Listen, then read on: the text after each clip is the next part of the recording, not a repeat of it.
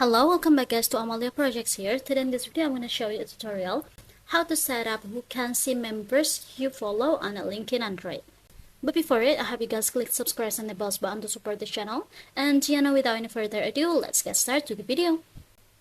Well guys, firstly here of course you just have to open your LinkedIn, and now just go ahead to your profile here. And at the bottom we'll see the settings option. Just go ahead and tap on it. And then in this settings page, go ahead to this visibility options. And after in this visibility options, we'll see here the option which is Who Can See members you follow. Just tap on it.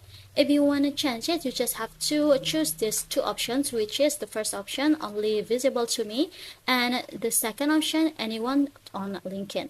The first option, which is only visible to me, it's only you can see the members you follow in LinkedIn.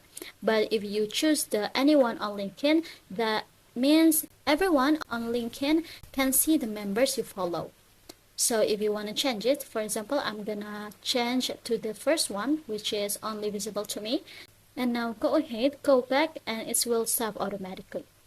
So yeah, I think it's enough. Thank you for watching this video. Don't forget to leave your like and comments below, and I'll see you soon on the next one. Goodbye.